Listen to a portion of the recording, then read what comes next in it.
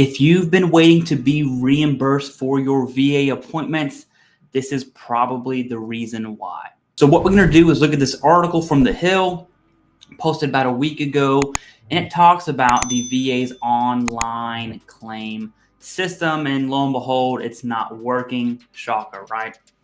So this dude is Matt Rosendale. He is definitely known for giving it to the VA during these House subcommittees, but that's really what this article is about. And the VA launched its online claim system in 2019 to help reimburse veterans for travel costs to VA hospitals. However, 6 years later, and this is the crazy part here, only about 30% of those claims are being processed. Can't make this up, okay? Only 30%, and there are an absolute ton of veterans that seek healthcare through the VA. And this OIG report found that the system failed on all 4 key performance metrics. Now, usually I love looking at OIG reports, but I'm going to have this article linked down below, and you can find the OIG report just by clicking on this link right here. I want to focus on this article because there's a Democrat out of Florida that kind of gave it to the VA, and I love seeing it. Okay, I love seeing people, our representatives, really advocate. Not necessarily that they're advocating for veterans, but when things aren't going right, they're making noise, and that's how things get changed. Okay. This project has been a glaring example of poor planning, misunderstanding of veterans' needs, and general dysfunction. This part right here, misunderstanding of veterans' needs, couldn't be more true. Okay, Rosendale said. That's the Republican up here, out of Montana. I'm sure the idea made perfect sense and looked good on paper, but in reality, the VA blindsided millions of veterans with a complicated and confusing new process. It's like, why can't the VA just ask veterans what they want? Why can't they do that?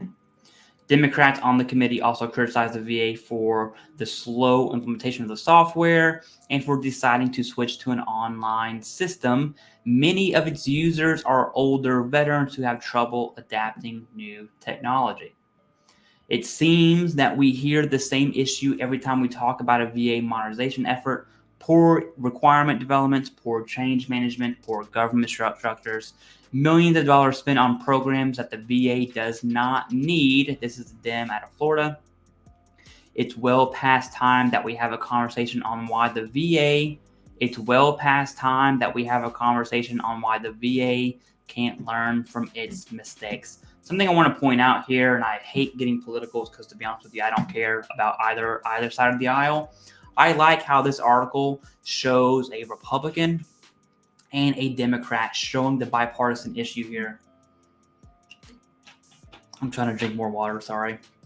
Showing the bipartisan issue here when it comes to the Department of Veteran Affairs. Okay. I absolutely love this. That's really the main reason I wanted to show this article today. Now back to the article here. The program was originally planned to cost close to $11 million, but the VA has now spent $36 million. That's insane for something that doesn't work. Or I'm sorry, it works 30% of the time, right? Absolutely insane. And it goes into the contract being awarded and blah, blah, blah, blah, blah. That's about it. That's really all I wanted to cover. Is I like the bipartisan issue, really attacking the VA and showing that, hey, if you have a claim for reimbursement for travel to a VA appointment, this is probably why. What can you do about it? Personally, I would just call the VA. I would call the VA once a week, once a day, do whatever you need to get that reimbursement, especially if you're on the high end. If you live in a rural area and you're having to travel hours to a VA appointment, that could definitely add up. If we're talking like I've received a check from the VA for about $1.80. That's whatever. Okay. But if you're on the high end of those appointments, you absolutely want to be reimbursed for your travel.